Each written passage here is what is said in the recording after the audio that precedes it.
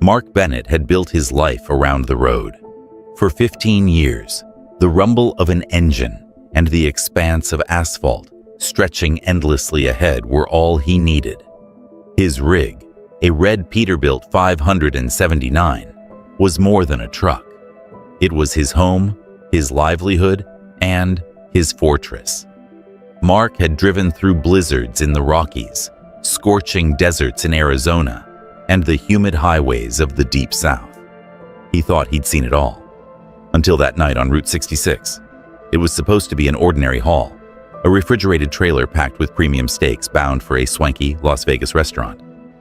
The cargo was worth tens of thousands of dollars, but Mark didn't worry. He was good at his job, reliable, on time, and professional. He'd driven Route 66 countless times and could navigate it blindfolded. But tonight, something felt off. The desert was unnervingly quiet. Normally, the night carried faint sounds, the rustle of wind, the distant howl of a coyote, or the occasional crackle of gravel beneath an animal's feet. Tonight, there was nothing. The stars seemed dimmer than usual, their light muted by an oppressive darkness. Even his CB radio, his lifeline to other truckers, offered only static. "Big Red here," Mark said, pressing the transmit button. His voice sounded hollow in the stillness of the cab. "Anyone out there tonight?" "Over." The radio hissed back at him. Mark frowned and turned the dial, scanning for a signal. He leaned closer to the receiver. "This is Big Red, Route 66 eastbound, looking for some chatter. Anybody out there? Over." Nothing. Just the same relentless static. Mark sighed and set the radio aside. He grabbed his thermos from the cup holder and took a long swig of coffee, wincing at the bitterness. The dashboard clock read 2:37 a.m., still hours to go before Vegas. "Guess it's just you and me, girl," he muttered, patting the dashboard. The engine's steady hum was comforting, a reminder of the truck's reliability. He leaned back in his seat and let the rhythm of the road lull him into a steady calm. But as he rounded a gentle curve, something caught his eye. A flash of light. It was faint at first, like distant lightning, but the sky was clear. Mark squinted, his eyes narrowing as the light grew brighter, more intense. It wasn't natural. The beam shot down from the heavens, a blinding white column that struck the highway ahead. It illuminated the desert like a second sun, turning night into day. "Holy!" Mark slammed on the brakes. The truck screeched to a halt, its tires skidding on the asphalt. He threw his arm up to shield his eyes from the blinding glow. His heart pounded, his pulse racing as adrenaline surged through his veins. And then, as abruptly as it had appeared, the light vanished. Darkness swallowed the desert once more. Mark sat frozen in the cab, gripping the wheel so tightly his knuckles ached. The engine idled softly, its familiar rumble grounding him. Slowly, he lowered his arm and blinked, his eyes adjusting to the gloom. He could feel the blood pounding in his temples, each beat a reminder that he was alive. "What the hell was that?" he muttered, his voice shaky. He reached for his flashlight, his hand trembling as he unlatched the door. The cool desert air rushed in, carrying an unsettling stillness. Mark climbed down from the cab and shined the flashlight toward the trailer hitch. The trailer was gone. Mark blinked, certain he was imagining things. He took a cautious step forward, the flashlight beam revealing the empty space where the 40-foot refrigerated unit had been. The hitch was still locked, the connections dangling as if the trailer had been neatly unhooked and removed. No way," Mark whispered. He crouched down, examining the ground. There were no skid marks, no drag lines, no debris, nothing. The trailer hadn't been stolen. It had simply vanished. Mark's chest tightened as panic set in. He straightened and grabbed his radio. "This is Big Red. I need help. My trailer. It's gone. Anyone out there?" Over. The static hissed, mockingly in response. "God damn it."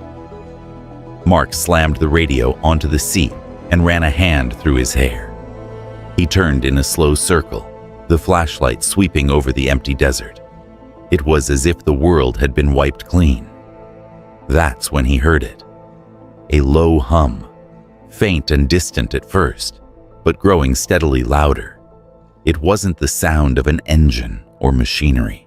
It was something deeper, more resonant, vibrating through his chest, like the thrum of a massive tuning fork. Mark turned toward the sky and froze. A massive triangular craft hovered above him, its edges shimmering like a mirage. It was so large it blotted out the stars, its surface smooth and black as obsidian. 3 red lights pulsed at its corners, casting an eerie glow over the desert. The craft was silent, save for the hum that seemed to emanate from everywhere and nowhere at once. No way, Mark stammered, his voice barely audible. His legs felt like lead as he stumbled backward. The flashlight fell from his hand, clattering to the ground. He could see movement within the craft, shadowy figures, tall and humanoid, with elongated limbs and blank, featureless faces. "This isn't real," he muttered, shaking his head. "This isn't real." The hum grew louder, pressing against his skull.